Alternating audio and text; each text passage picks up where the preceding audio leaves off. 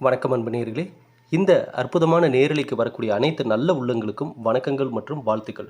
தொடர்ந்து நம்ம பார்த்துட்டு இருக்கிற எல்லா பதிவுகளுமே உங்கள் வாழ்க்கையில் ஏதோ ஒரு வகையில் நல்லது கொண்டு வந்து சேர்த்துட்டு இருக்குன்ற நம்பிக்கையில் தாங்க நான் அடுத்தடுத்த பதிவுகளை கொடுத்துட்ருக்கேன்.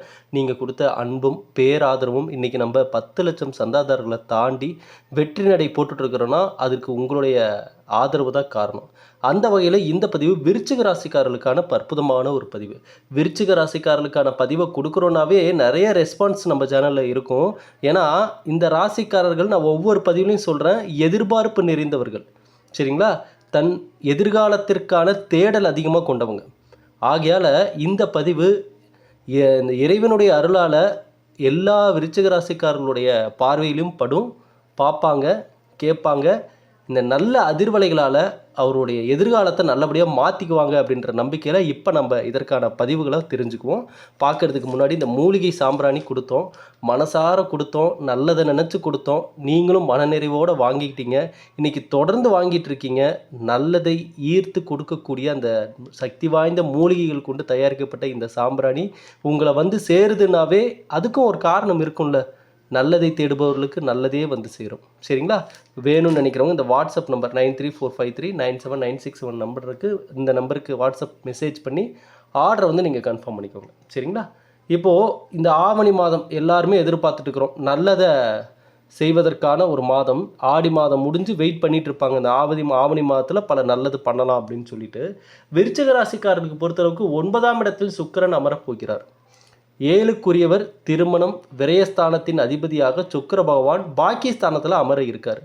இனிமே விருச்சிக ராசிக்காரர்களுக்கு திருமண தடைகள் பார்த்துட்டு இருந்தவங்க, திருமணத்தில் ஏதாவது ஒரு பிரச்சனை இருந்துகிட்டே இருக்குங்க, பாதிப்புகள் வந்துகிட்டே இருக்குங்க அப்படின்னு நினச்சவங்க அனைவருக்கும் தடைகள் அனைத்தும் நிவர்த்தி ஆகக்கூடிய காலமாக இது மாறப்போகுது.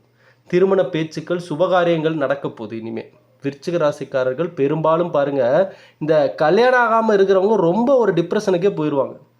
ஒரு கட்டத்தில் இந்த விருச்சிக ராசியில் பிறந்தவர்கள் கல்யாணம் விஷயமாக பலரை இவங்க ரிஜெக்ட் பண்ணியிருப்பாங்க. ஆனால் இன்றைய சூழ்நிலை என்ன ஆயிருக்குன்னா, இவர்களை பலரும் ரிஜெக்ட் பண்ணக்கூடிய அளவுக்கு இவர்களுடைய வாழ்க்கை தற்பொழுது மாறிட்டுருக்கு. இதனால் அதாவது காலம் கடந்து தான் தெரிஞ்சிருக்கும் விருச்சிக ராசிக்காரருக்கு. ஒரு கட்டத்தில் திருமணமே வேண்டாம், எனக்கு இந்த திருமணத்தில் நான் மாட்டிக்கவே விருப்பம் இல்லை, நான் கொஞ்ச நாள் நிம்மதியாக சந்தோஷமாக இருக்கிறேன்னு சொல்லிட்டு இருந்த விருச்சிக ராசிக்காரங்களாம் இப்போ அந்த வயது கடந்து போன உடனே மற்றவர்கள் எல்லாம் அந்த திருமண வாழ்க்கையில் இறங்கி அதில் பயணிச்சுட்டு இருக்கும்போது தான் மட்டும் தனியாக இருக்கக்கூடிய அந்த ஒரு சூழ்நிலையை உணர்ந்திருப்பாங்க.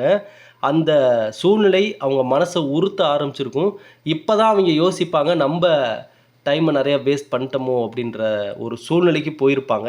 அது மட்டும் இல்லாமல் திருமணத்தில் ஏற்படக்கூடிய தடைகளும் தாமதங்களும் இவர்களை அந்த மனதளவில் ஒரு டிப்ரெஷனை ஏற்படுத்தியிருக்கும். இனி அது இருக்காது. இனி உங்களுடைய நல்ல மனசுக்கு ஏற்றவாறு நல்ல ஒரு வரன் அமைவதற்கான காலகட்டமாக தான் இருக்க போகுது. 7ஆம் இடம் என்பது கூட்டு தொழில். சரிங்களா?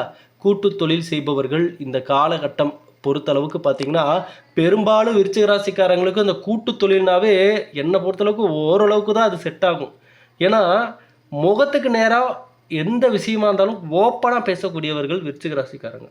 வச்சு வேண்டிலாம் பார்க்க மாட்டாங்க. எது உண்மையோ, யார் எப்பேற்பட்ட ஆளுங்கன்னாலும் அவங்க முன்னாடி பேசிட்டு போயிட்டே இருப்பாங்க.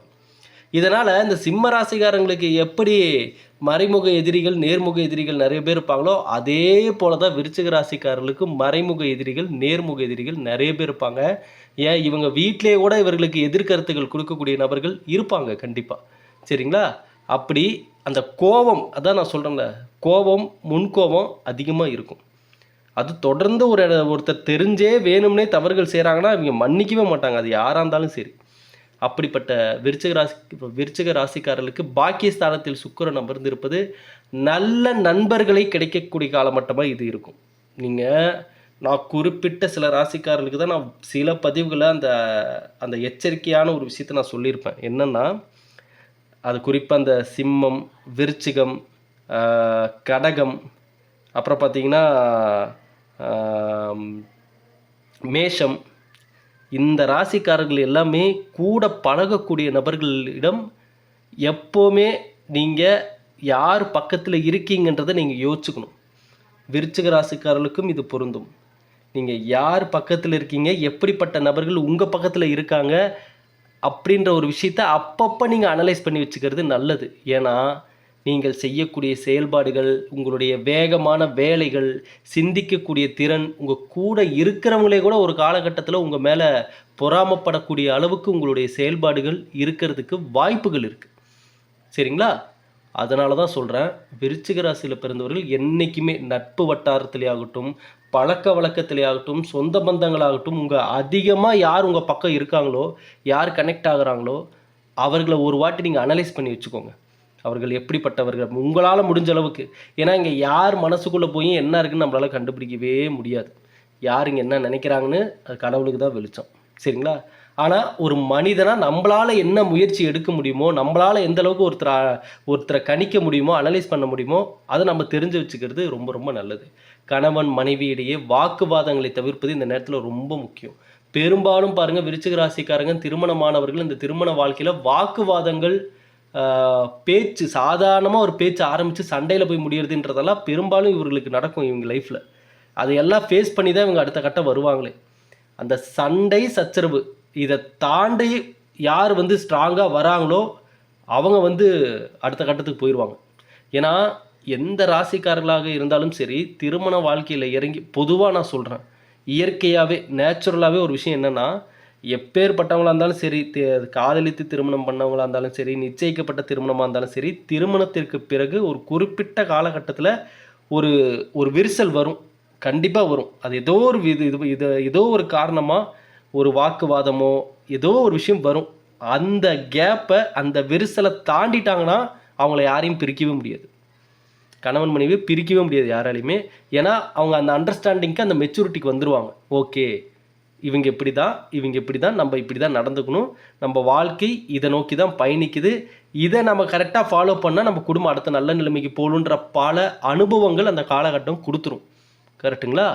ஆனால் அந்த நான் சொன்ன பார்த்தீங்களா, ஒரு குறிப்பிட்ட காலகட்டத்துக்கு மேலே வரக்கூடிய அந்த கேப், அந்த விரிசல், இதில் யாரெல்லாம் வீக்காக உடஞ்சி நகர்ந்துடுறாங்களோ அவங்கெல்லாம் தான் அதன் பிறகு வாழ்க்கையில் சேர முடியாமல் பலதரப்பட்ட பிரச்சனை, இல்லைன்னா மனசுக்கே பிடிக்காமல் ஒன்றா வாழ்ந்துட்டு இருக்கிறதுன்னு பல சங்கடமான விஷயங்களை ஃபேஸ் பண்ண வேண்டியது வருது.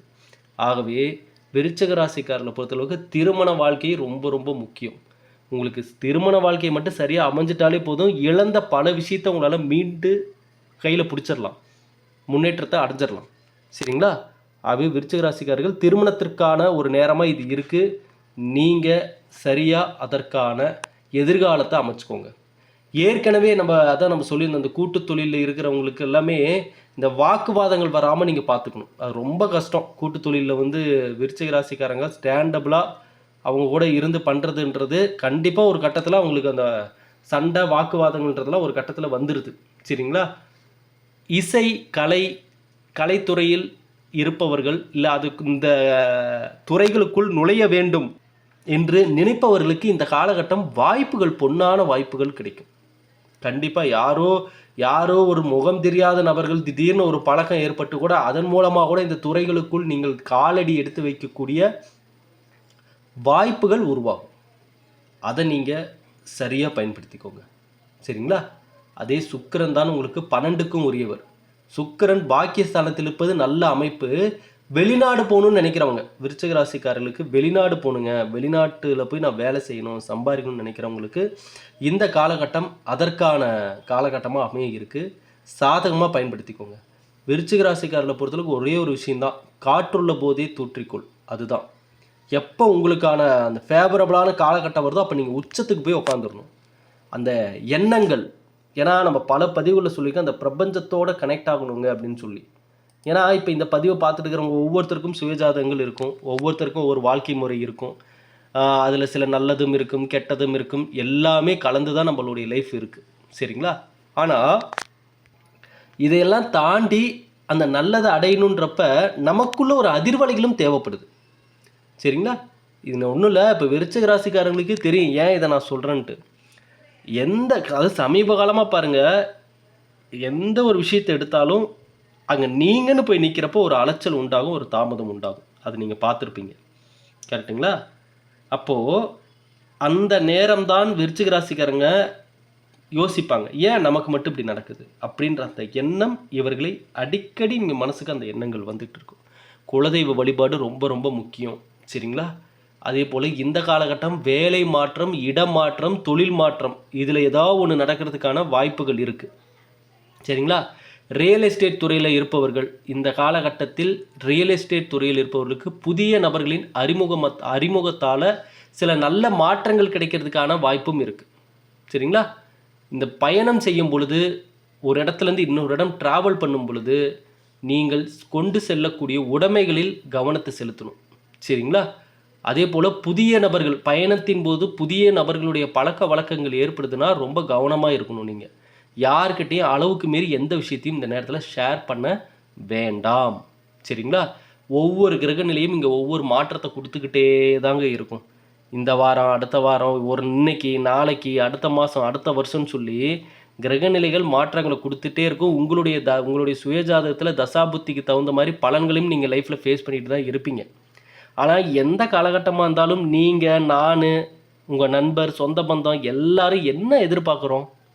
நல்லதை தானே எதிர்பார்க்க போகிறோம். கடைசி ரிசல்ட் என்ன? லைஃப் நல்லபடியாக இருக்கான்றதான் நம்ம எதிர்பார்க்க போகிறோம். நல்ல வேலை, நல்ல சம்பளம், குடும்பத்திற்கான எதிர்காலம், இதை தாண்டி நம்ம என்ன யோசிச்சிட போகிறோம்? இதுதான் நம்ம யோசிக்க போகிறோம்.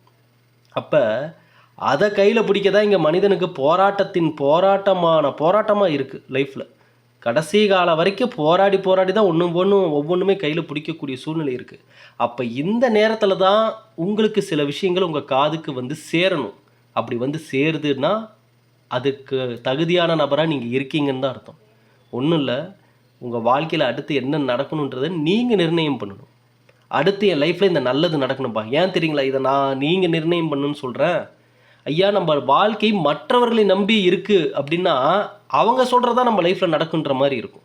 சரிங்களா? ஆனால் நம்மளுடைய லைஃப் எவ்வளோ முக்கியம்னு நமக்கு தான் தெரியும்.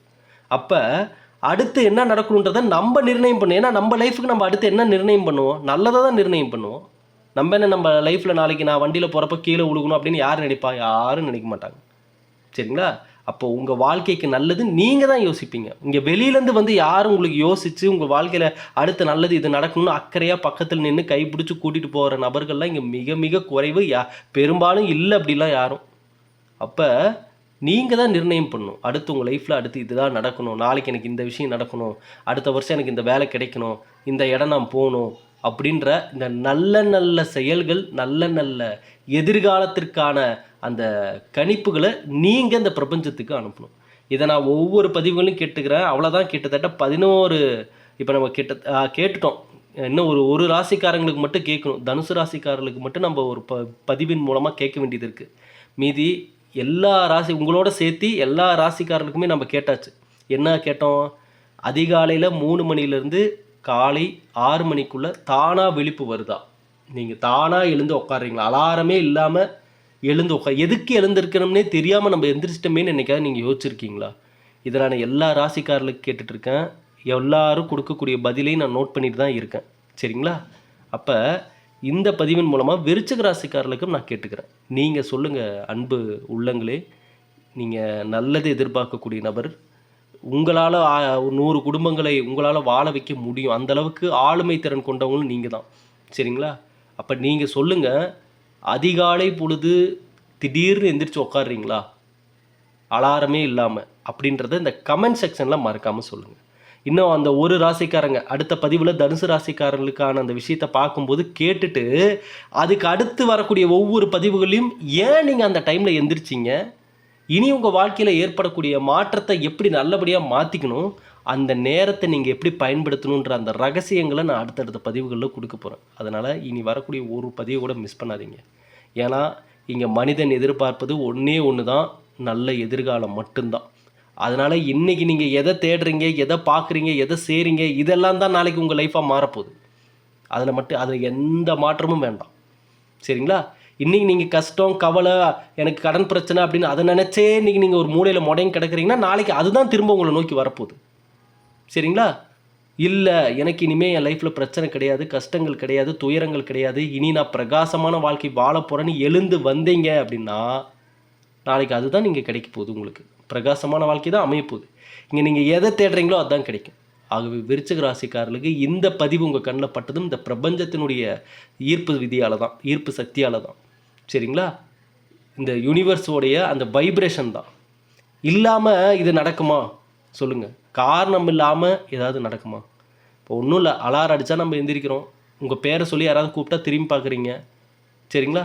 வீட்டு முன்னாடி வந்து யாராவது பைக்கில் ஆர்ன் அடித்தா யாருன்னு எட்டி பார்க்குறோம். அப்போ எந்த விஷயம் நடந்தாலும் அதுக்கு ஒரு காரணம் இருக்குது, கரெக்டாக?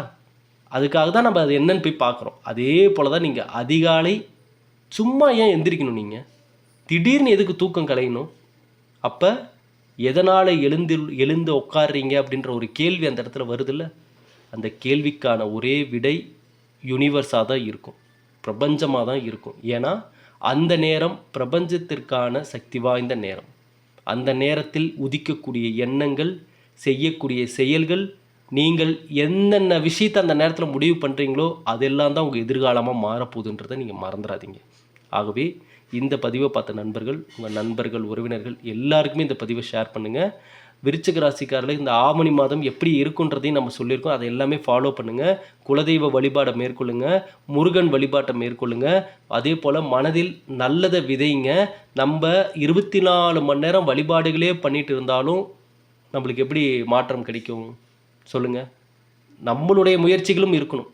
இறைவனுடைய அருளும் ஒன்றும் இல்லை. கடவுளே நேரில் வந்தாலும் என்ன சொல்ல போகிறாருன்னா, ஒன்றும் இல்லை, இந்த உலகத்துக்கு கடவுள் காட்சி அளித்து உங்கள் முன்னாடி வந்து நின்னார்னா ஒரே ஒரு விஷயத்தை தான் சொல்வார். உன் முன் உள்ள அனைத்து, அதாவது நம்ம முன்னாடி இருக்கிற எல்லா நல்ல வாய்ப்புகளும் அதுதான் கடவுள். உங்களுக்கு இப்போ நீங்கள் ஒரு வேலை செய்கிறீங்களா, அதுதான் கடவுள், சரிங்களா? இப்போ உங்களுக்கு ஒரு நல்ல எண்ணம் உதிக்குது, உங்கள் குடும்பத்துக்கான ஒரு நல்லதை பண்ணணும்னு நீங்கள் நினைக்கிறீங்களா, அதுதான் கடவுள். எண்ணங்களிலும் கடவுள் ஒளிஞ்சிருக்கார். தூணிலும் இருப்பார், துரும்பிலும் இருப்பார். அதனால் கடவுள் இறைவன் யாருன்னா, நாம் செய்யக்கூடிய செயல்கள், நாம் சிந்திக்கக்கூடிய சிந்தனைகள், நம் ஆழ் மனதில் விதைக்கக்கூடிய எண்ணங்கள், இவை அனைத்திலும் கடவுள் இருக்கார், சரிங்களா? அப்போ நீங்கள் உங்கள் முயற்சியும் எடுக்கணும், உங்கள் பக்கம். ஏன்னா நம்ம கிட்ட தான் முதல் மாற்றமே வேணும். நம்மளுடைய பங்கு தான் இங்கே அதிகம், சரிங்களா? கடவுள் என்ன பண்ணுறாருன்னா நம்ம மனசை பார்த்து வாழ்க்கையை மாற்றி விடுவார், அவ்வளோதான். நம்ம மனசை பார்ப்பார். இந்த மனசு நல்ல இடத்தில் இருக்க வேண்டிய மனசுன்னு முடிவு பண்ணிட்டாருன்னா நல்ல இடத்துல உங்களை கொண்டு போய் வச்சுருவார், சரிங்களா? அப்போ அந்த நல்ல இடத்தை நாம் தான் உருவாக்கி கொள்ள வேண்டும். ஆகவே இந்த பதிவை உங்கள் நண்பர்கள், உறவினர்கள் எல்லோருக்கும் ஷேர் பண்ணுங்கள். எப்போதும் நம்ம சேனலோட இணைந்திருங்க. எந்த சூழ்நிலையில், எந்த மைண்ட் செட்டில் நீங்கள் நம்ம பதிவை பார்க்க வந்தாலும் சரி, பார்த்து முடிக்கும் போது ஒரு விஷயம் ஆழமாக உங்கள் மனசில் பதியும். என்னென்னா, விடியக்கூடிய நாளை காலை உங்களுக்கான காலை. உங்களால் தான் இந்த வேலைகளை செய்ய முடியும். நீங்கள் தான் அதுக்கான நபர். இங்கே நீங்கள் அதை விட்டுட்டு நமக்கான வாழ்க்கை இப்படி இருக்குது, நம்மளால் ஒன்றும் பண்ண முடியாதுன்னு நீங்கள் என்றைக்குமே நெகட்டிவாக யோசிச்சிடாதீங்க. ஏன்னா உங்களுக்காக இந்த கடவுள் இந்த உலகத்தையே படைச்சிருக்காரு. நீங்கள் திரும்பின பக்கம் எல்லாம், இப்போ இந்த பதிவை பார்த்துட்டு நீங்கள் எங்கே திரும்பினாலும் திரும்பக்கூடிய அனைத்து திசையும் உங்களுக்காக உருவாக்கப்பட்டது தான், சரிங்களா? எல்லாமே உங்களுக்காக உருவாக்கப்பட்டது தான். அப்போ இந்த வாழ்க்கையே உங்களுக்காக தான் இப்போ சுழன்று கொண்டு இருக்கிறது.